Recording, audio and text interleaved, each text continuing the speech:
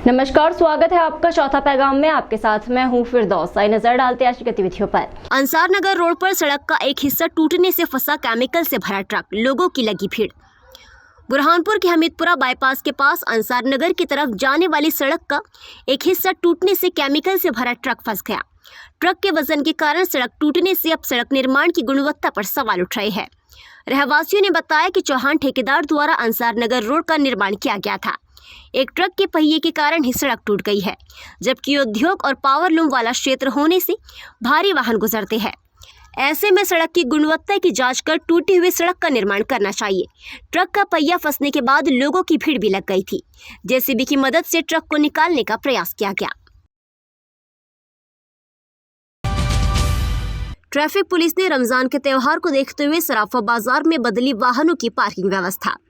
बुरहानपुर में traffic police द्वारा रमजान के त्योहार को देखते हुए सराफा बाजार में 2 पहिया वाहनों की पार्किंग व्यवस्था को बदला गया है।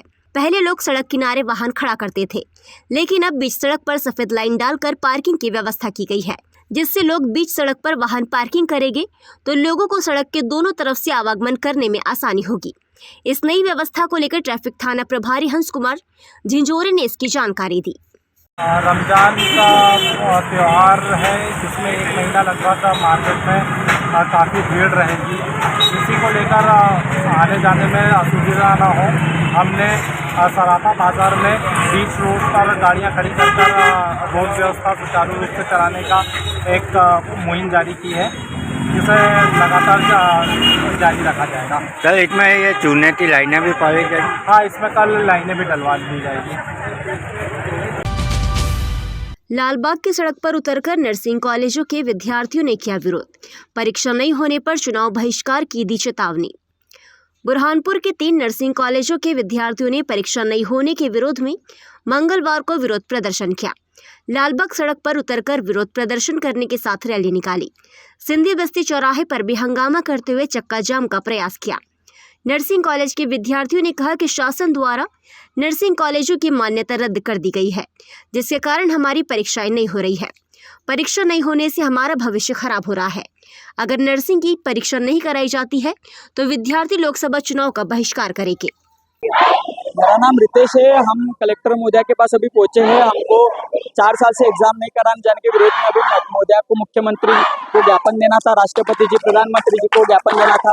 हमारी कोई सुनवाई नहीं कर रहा है। हम नर्सिंग वाले जाए तो जहाँ कहाँ है, हमको समझ नहीं आ रहा है। दिक्कतें जा रही है। 4 साल से 2020 में जब नर्सिंग में एडमिशन लिया है बच्चों ने, 2024 में जहाँ पे उनकी डिग्री कंप्लीट होना चाहिए थी, वो अभी तक उनकी फर्स्ट ईयर की पेपर भी नहीं कराए गए। इसमें बच्चों की क्या गलती आ रही है? बच्चे इतने दिन तक हंगामा ही कर रहे थे। चुनाव टाइम टू टाइम हो जा रहे हैं, लेकिन एग्जाम टाइम टू टाइम नहीं हो पा रही। ये दिक्कत क्या आ रही है? इसमें बच्चे तो कुछ अधिक ये नहीं संभाल रहे हैं। यूनिवर्सिटी का जो चलता है कार्यकाल वो नहीं संभाल रहे हैं। कितने बच्चे प्रभावित हो रहे हैं? जिले में कम से कम 500 बच्चे और पूरे मध्य प्रदेश की अगर बात की जाए, इसमें कम से कम 1.25 लाख से ज्यादा बच्चे। जिले में कितने नर्सिंग कॉलेज है? मान्यता रद्द हो, आप लोगों की क्या तकलीफ? हमारी तकलीफ यही है सर, क्योंकि मान्यता तो अब यूनिवर्सिटी सीबीआई जांच का कहना था कि इसमें अपात्र पाए गए हैं कुछ कॉलेज। अगर अपात्र पाए गए हैं तो फिर इसको पहले ही क्यों मान्यता दी गई थी? और अब दी गई है, हमारे नामांकन अगर यूनिवर्सिटी से हो गए हैं, तो अब आप हमको कैसे क्या परीक्षा से वंचित रख सकते हैं? नामांकन हमारे हो गए, लेकिन अगर नहीं होता है तो हम जिले में भी बड़े स्तर पर इसका विरोध करेंगे और एमपीएमसी यूनिवर्सिटी भी जाकर इसका विरोध करेंगे तथा मुख्यमंत्री जी से खुद मिलने की हम कोशिश करेंगे। लोकसभा चुनाव है, तो कोई ऐसा कोई आप स्टेप लेंगे कि चुनाव बहिष्कार स्टेप लेंगे? सीधी सी बात है, लाखों स्टूडेंट प्रभावित है तो चुनाव प्रभावित होना ही होना। अगर परीक्षाएं नहीं तो वोट भी नहीं। लाखों स्टूडेंट है सर, मैं तो खुद मेरी फैमिली से यही कहूंगा कि वोट मत। अगर मेरी पेपर अगर सरकार नहीं करा रही है तो मैं सरकार को क्यों वोट दूंगी? मतलब हम चुनाव का बहिष्कार करेंगे? बहिष्कार नहीं कह सकते हम इनको, लेकिन वोट नहीं देंगे किसी। हम चुनाव में कोई ये नहीं लाएंगे कि दिक्कत है कुछ नहीं। हाँ, हम चुनाव में वोट नहीं डालेंगे। क्या मांग है? हमारी मांग यही है कि जल्द से जल्द हमारी एग्जाम कराई जाए। अगर 2024 में अगर हमारा सेशन कंप्लीट होना चाहिए था तो वो कंप्लीट कराया जाए ना। क्यों हमारा सेशन 25, 26, 27 तक ले जाने की बात हो रही है? इतने 4 साल से हम क्या यहाँ पे क्या कॉलेज में क्यों गए? पढ़ाई करने के लिए गए। अब जब पढ़ाई होने के बाद हमारी एग्जाम नहीं करा पा रहे तो क्या मतलब हमारा पढ़ने का? हम मेडिकल स्टूडेंट है, हमारे तरफ तो ध्यान रखना चाहिए इन लोगों ने। परीक्षा नहीं तो वोट?